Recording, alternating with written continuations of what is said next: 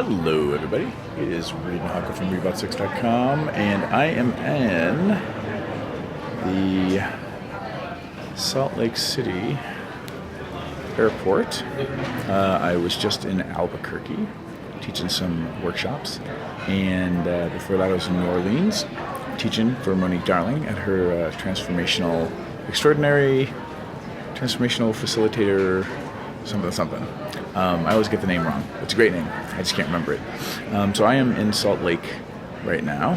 Where are you today as we celebrate Veterans Day? So happy Veterans Day, everyone. And that means in the U.S. a lot of people have the day off. It's starting the long weekend. And this weekend we're going to be hanging out. Allison and I are hanging out with her family. They're coming in for an early Thanksgiving.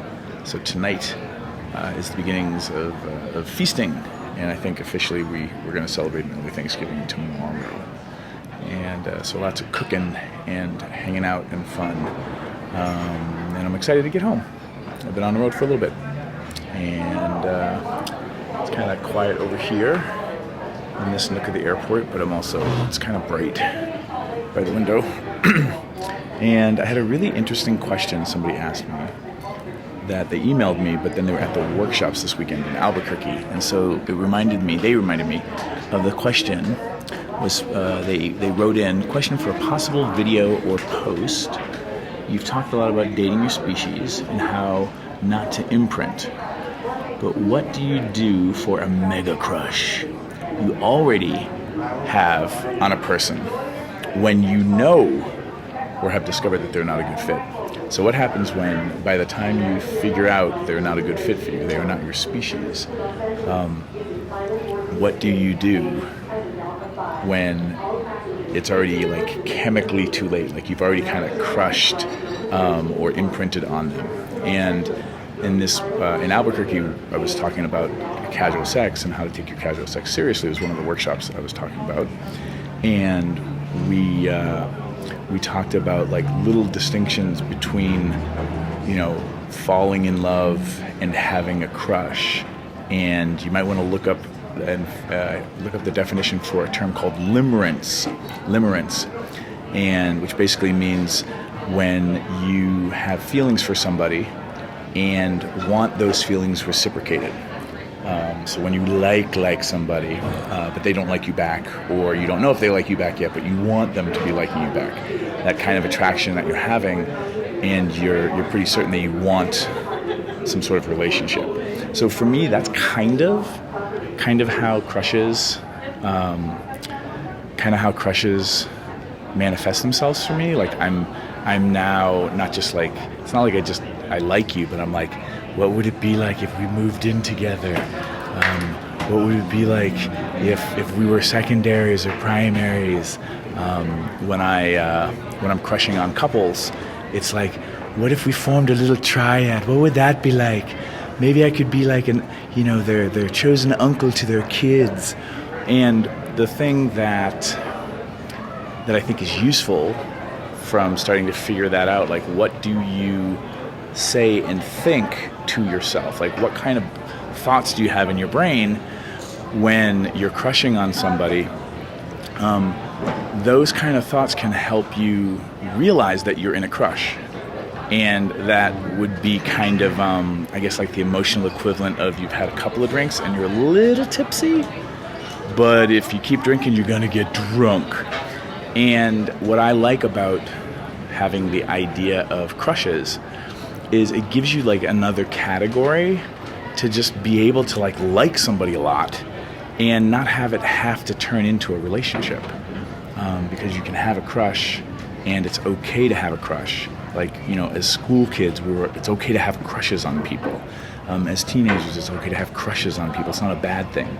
Whereas, if you fall in love with somebody and you're not trying to, it has all these consequences. There's all these, it's all this havoc that it wreaks.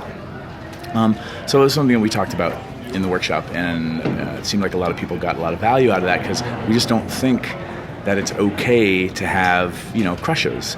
And even for especially for monogamy, oh, goodness forbid you have a crush. Like you're only allowed to have crushes on celebrities or something like that. But if you have an office crush, it's going to destroy the workplace. Whereas, like, if you kind of start to get your sea legs on that, you're like, oh, well, I have a crush. Like, you know, you can have a crush. I guess you can have crushes on things. Like, you can fall in love and have a crush on Game of Thrones and want to binge on it. But it doesn't mean you're going to stay at home and skip work necessarily and lose your job because you've got 5 more seasons of Game of Thrones to catch up on. So it's starting to be realistic and be real with yourself about, oh, you know what? I can have feelings and it doesn't have to wreak havoc on me. And there's this area in between not liking somebody and then being madly in love to where you just lose your shit. So in this instance, the reason I'm setting that up is, let's say we have this mega crush. Let's see. Get up caught in a fantasy, Adrian. Crushes work best when you don't actually know the person really. Oh, that's true. Well, and you can know the person really and crush on them because they're just fucking awesome. But so let's define this term for this video. Like, what's a mega crush? I would say a mega crush is maybe like, if we go back to limerence, a mega crush might be a situation where, you know, the relationship hasn't really started, or you're just kind of friends with benefits or fuck buddies, but you want a relationship. And maybe that's a good way to, like it's occurring to me right now, like maybe that's a great way to think about unrequited love. If somebody's not available for a relationship, or doesn't want to have a relationship with you, then your feelings, is it really love? Or are you just kind of having a mega crush or a crush? And that, you know, true love, in the Princess Bride sort of way, perhaps, is less about the fantasy or the mysticism of being soulmates. But maybe it's about that you're both in agreement as to what the relationship is going to be. The kind of commitment or the kind of engagement that you're going to have. So, you know, you could be secondaries or tertiaries and have true love because you're speaking your truth to each other and you've had the conversations about what kind of relationships, commitment and agreements you're going to have. Like, maybe we should consider that as being like the new definition of love from a relationship perspective. When it's what's the opposite of unrequited? Just requited? Requited love. And then crush can be, you know, having feelings and having maybe like friends with benefits kind of a thing. Or I don't know. I'm gonna have to think about this. I have to think this through. But it would be interesting to have a category for when you have lots of feelings for somebody and they don't have feelings for you, or they're unavailable. Because if we can't name it and we can't put a positive spin on it, then all we can do is shame and blame ourselves. So back to the question, I feel like I'm on a tangent. If you have a mega crush on somebody and you know they're a bad fit for you, it's time to rummage around your clothes on the floor in your room, because you've probably, with this mad crush in this situation, you've been having sex. So find your adulting pants and put them on. If you have a second pair of adulting pants, maybe pull those out of a drawer and put those on too. Put on as many adulting pants as you can, because you're going to have to make some adult decisions. If you really know that this person is a bad fit for you, for relationships, like for pursuing them, for whatever reason, then you shouldn't pursue them. You shouldn't fan the flames on that situation. Maybe you can downgrade the situation to fuck buddies, or, you know, just friends. And again, like, there's nothing wrong with just being friends. Like, that's actually being evolved. Hey, this is a horrible idea. Let's downgrade or transition. Like, it's not even downgrade like it's a worse thing. Let's upgrade to something that's actually a good fit. And be adult about those kinds of things. I think that is the best bet. And then you just have to kind of go through detox on your feelings.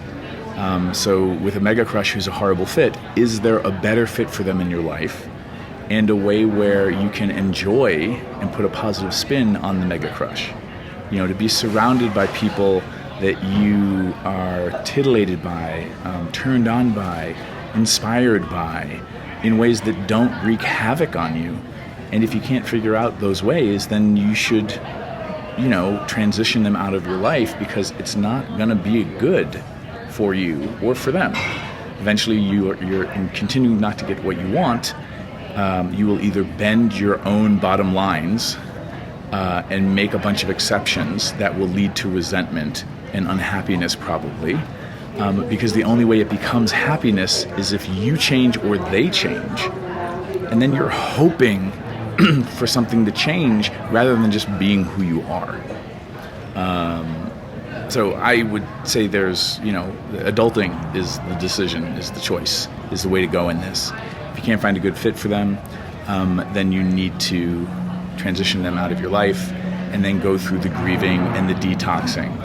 If you think about your past life, or not past life like your actual, I lived in Egypt during the pyramids, but more about like in your life growing up, how many crushes have you had and gotten over? How many crushes like burned really bright and then faded because they were just crushes like that? A lot of times it's your brain chemistry, or that this person reminds you of your parents in a certain way, and you're trying to, have a redo of some parental dynamic, or your brain chemistry is on high, and you are high, crushing on them. It doesn't mean that it's comfortable, but can you enjoy the high? Can you enjoy the this person is a bad fit for me trip, and then get on the other side of it and start living your life again. I think I'll leave it there, and I'm gonna look at all the comments. I just want to thank everybody for tuning in today. If you want to learn more about dating your species and relationship stuff, I've actually got a free webinar happening this Sunday, November 12th at 1 p.m. Pacific. And if you register for it, and I'll put the link in the description, if you register for it, then you'll get a reminder that the webinar is about to start that day. And you'll also get sent after the webinar a link to the replay. So if you miss it, you'll still get to listen to it. And I was working on the slide deck today for the webinar, and I was making some fun graphics about some stuff. So I'm excited about teaching it. So that's going to be this Sunday. So if you want to learn some relationship nerdery, and if you're interested in dating your species, you can go to readboutsex.com/species. And if you want to learn more about how not to imprint on each other and crush responsibly, then go to readaboutsex.com/protocols for the casual sex protocols. All right, everybody. I will put the webinar link up above, and I'll talk to you later.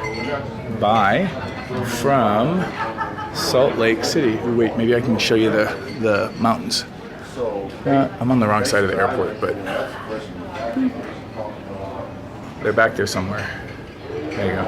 All right, everybody. Bye. Have a great weekend.